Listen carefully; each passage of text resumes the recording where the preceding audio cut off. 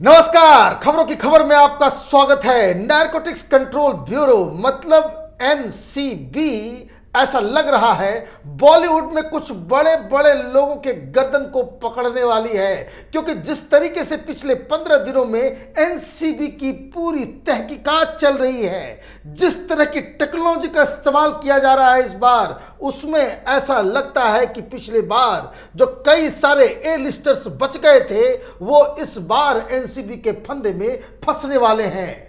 खबर यह आ रही है कि करण जौहर को फिर से उन्हें तलब किया गया है, उनसे जानकारी मांगी गई है। हालांकि जो खबर में बताया जा रहा है कि उनसे यह जानकारी मांगी गई है कि वो जो पार्टी का वीडियो जिन्होंने खुद वायरल किया था उसके गेस्ट लिस्ट में कौन कौन लोग थे, क्योंकि बताया यह जा रहा है कि जो तस्वीरें, जो चेहरे नजर आ रहे हैं उस वीडियो में, सिर्फ वही लोग उस पार्टी में मौजूद नहीं थे, उनके अलावा भी कई सारे लोग उस पार्टी में मौजूद थे। और सबसे बड़ा सवाल यही है कि क्या उस पार्टी में ड्रग्स खुलेआम बांटा जा रहा था?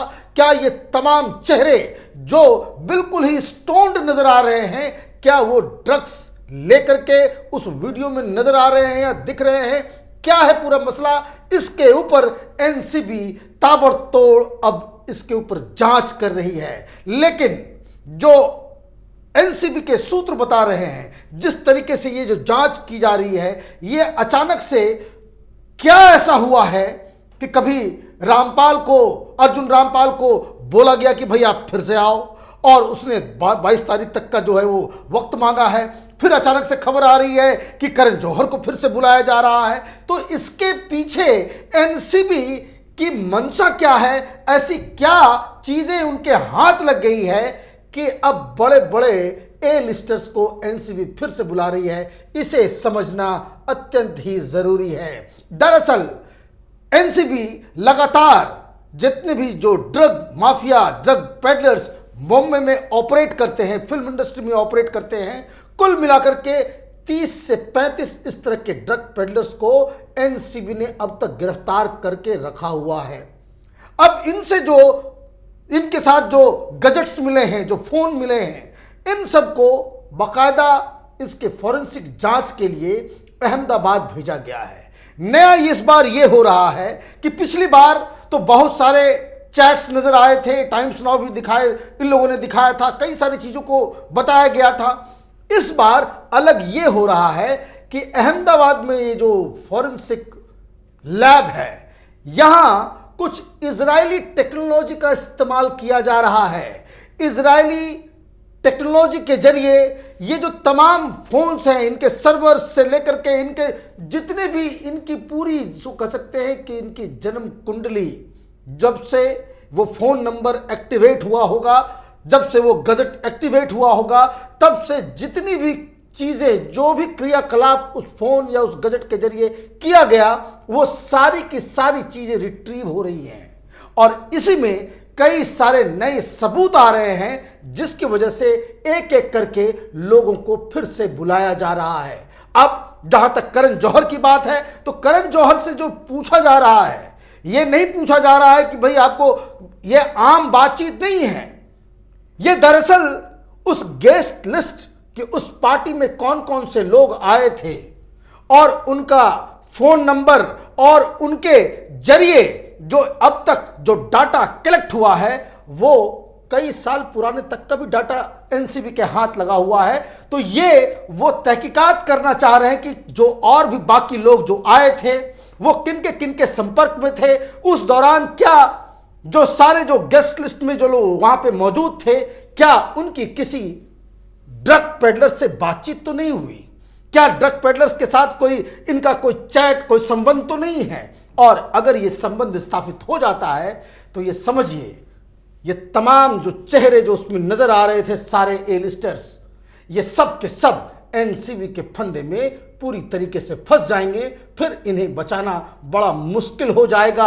और यही एनसीबी नए ढंग से इसकी पूरी तहकीकात कर रही है। और यह तहकीकात करने की जरूरत क्यों पड़ी है? वो इसलिए पड़ी है क्योंकि एनसीबी लगातार जिसको जो बॉलीवुड के अंदर में जो जहां मेन सोर्स, जहां जो ड्रग्स का जो मेन जखीरा, जहां से ये सारी चीजों को सप्लाई हो रहा था, वहां तक पहुंचने में एनसीबी कामयाब हो गई है। अब जो पता चल रहा है आपको, कैपिटल टीवी में हमने कुछ दिन पहले यह बताया था कि किस तरीके से एक ड्रग पेडलर रीगल महाकाल को पकड़ा गया था। इसका नाम कोई जैनेंद्र जैन करके है, लेकिन नाम बदलकर ये बॉलीवुड के अंदर ड्रग्स की सप्लाई करता था। और जब इससे पूछताछ हुई तो करोड़ों रुपए के जो ड्रग्स हैं वो पकड़े गए हैं। और ये जो ड्रग्स की जो इसको कह सकते हैं बरामदगी हुई है, अब तक एनसीबी के साथ ये दिक्कत आ रही थी कि ये लोगों को पकड़ तो रहे थे, डिजिटल एविडेंस तो मिलता था, लेकिन बरामदगी नहीं होती थी, इसलिए इनका केस कमजोर हो जाता था। लेकिन ये जो रीगल महाकाल को जब पकड़ा गया और इसके जरिए जो सबसे बड़ा कोई जुम्मन मियां पकड़ा गया, जो हिमाचल, पाकिस्तान, कराची, सऊदी अरब, यूरोप के अलग अलग शहरों से जो ड्रग्स लेकर के हिंदुस्तान लेकर के आता था, और उसके जरिए ही मुंबई, गोवा और बेंगलोर में ये जो ड्रग्स की जो सप्लाई होती थी, उस पूरे चेन को एनसीबी अब एक्सपोज कर चुकी है। उनके पास इसके पूरे सबूत आ चुके हैं। और सबसे बड़ी बात कि इस ऑपरेशन के दौरान करोड़ों रुपए के जो ड्रग्स जो हैं वो बरामद हुए हैं, और इनका पूरा मॉडस ऑपरेंडी अब एनसीबी के सामने है। अब जिस तरह से मैंने आपको बताया कि किस तरह से अहमदाबाद में इसकी पूरी तहकीकात चल रही है, इजरायली टेक्नोलॉजी के जरिए इनके तमाम गजेट्स, फोन्स, ये सारी चीज़ों की जो है बाकायदा उसके ऊपर तहकीकात चल रही है। तो एक एक करके जिनके नाम सामने आ रहे हैं, तो एनसीबी फिर से उन्हें तलब कर रही है और फिर से उनसे पूछताछ की जा रही है। क्योंकि जैसे ही एनसीबी सुशांत सिंह राजपूत की मौत के बाद से एक्टिव हुई, ये तमाम लोग, इस तरह की खबरें हमने आपको बताई थी किस तरीके से मुंबई के समंदर के किनारे ड्रग्स फेंके मिल रहे हैं, कई सारे लोगों ने अपने फोन्स को फेंक दिए, कई सारे लोगों ने। लेकिन ये जो इजरायली टेक्नोलॉजी है, इसके जरिए ये तमाम चालाकियां जो बॉलीवुड के अंदर ये लोग कर रहे थे, वो अब ये चालाकी इनकी पकड़ी जा रही है। और इसलिए इसको कह सकते हैं कि एनसीबी के पास एक नया फॉर्मूला आ गया है, नई टेक्नोलॉजी आ गई है, जिसके जरिए इन सब की गर्दनों के ऊपर अब रस्सी बांधने की तैयारी हो गई है। और इसलिए, और ये सिर्फ आपको मैं बता दूं कि ये सब तो इधर एनसीबी अपना कार्यक्रम चला ही रही है, और आज दिल्ली हाईकोर्ट में अब देखिए बॉलीवुड के ये जो 30-35 प्रोडक्शन हाउसेस हैं, इन लोगों ने टाइम्स नाउ, रिपब्लिक टीवी के ऊपर एक कंप्लेन दे रखा है कि हमें ड्रगी कहते हैं, हम लोगों को बदनाम किया जा रहा है, इसलिए इन चैनलों के ऊपर जो है कार्रवाई की जाए। और जो टेलीविजन चैनल चलाने का जो कानून है उसकी अवहेलना कर रहे हैं ये टाइम्स नाउ वाले और रिपब्लिक वाले, और हम लोगों को जो ड्रगी बता रहे हैं, नशेड़ी बता रहे हैं, तो वो कम से कम इस पे रोक लगनी चाहिए। अब कैसे रोक लगेगी? हालांकि ये तो कानूनी पचड़ा है, ये तो चल ही रहा है, सुनवाई टल रही है, कोई कंप्लेन वापस ले रहा है, कोई कंप्लेन जोड़ रहा है, संख्या बढ़ रही है। लेकिन इस बीच जब इस तरह की खबरें आती हैं कि एनसीबी के पास नए नए सबूत मिल रहे हैं, तब ये अपना चेहरा कहाँ छिपाने जाएंगे?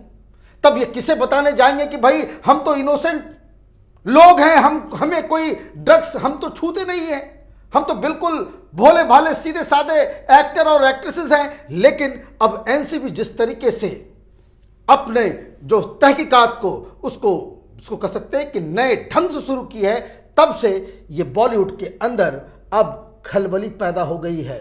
और जिस तरीके से महाराष्ट्र की सरकार बॉलीवुड के इन जो ड्रग माफिया जो ऑपरेट करते हैं मुंबई के अंदर, उनके साथ खड़ी है, उसको लेकर के भी अब राजनीति जो है वो तेज हो गई है। और मैं ऐसा इसलिए कह रहा हूं कि जैसे ही यह खबर इजरायली टेक्नोलॉजी की, ये अर्जुन रामपाल की, ये जुम्मन मियां की, ये करण जौहर की जो फिर से जो समन किया गया है, तो रितेश नाने फिर से वो जीवित हो गए। उन्होंने ट्वीट किया है कि एनसीबी ने तो बांद्रा में समन भेजा है, लेकिन पसीना कहीं और कला नगर में लोगों को आ रहा है। कहने का मतलब ये है कि जिस तरीके से महाराष्ट्र की सरकार, बॉलीवुड गैंग, मुंबई पुलिस एक अजीबोगरीब स्थिति बना ली है, एक ऐसा इन लोगों ने एक पोस्टरिंग बना लिया है, एक ऐसे दलील के साथ वो खड़े नजर आ रहे हैं कि जिसमें ऐसा लगता है कि बॉलीवुड के अंदर में जितनी भी गंदगी है, जितनी भी ये जो ड्रग माफिया है या चाहे प्रोस्टिट्यूशन का रैकेट है, ये तमाम जो गंदगी है बॉलीवुड की, उसे बचाने, उसके ऊपर पर्दा डालने का काम वहां की सरकार और वहां की पुलिस कर रही है। और जिस तरीके से एनसीबी की तहकीकात आगे बढ़ रही है, तो बॉलीवुड में जो लोग ड्रग्स के कारोबार में शामिल हैं, जो ड्रग लेते हैं, उनकी बदनामी तो होगी ही। और जब इनके खिलाफ सबूत दुनिया के सामने आएगा, तो वहां की सरकार, ये जो अघाड़ी सरकार है, चाहे वो शिवसेना हो, उद्धव ठाकरे हो, एनसीपी हो या कांग्रेस पार्टी हो या मुंबई पुलिस, इनकी साख पे भी बहुत बड़ा पट्टा लग जाएगा। हमारी नज़र इन खबरों पे बनी हुई है। आप देखते रहिए कैपिटल टीवी। हमारे वीडियोस को लाइक कीजिए, शेयर कीजिए और हमारे चैनल को सब्सक्राइब कीजिए। धन्यवाद। अगर आपको हमारा वीडियो पसंद आया हो तो इसे लाइक करें, हमारे चैनल को सब्सक्राइब करें और हाँ, बेल आइकन दबाना ना भूलें ताकि आप तक हमारे वीडियो की नोटिफिकेशन पहुंचती रहे। आप अपना सुझाव हमें कमेंट बॉक्स में दे सकते हैं। हमारे साथ जुड़ने के लिए शुक्रिया।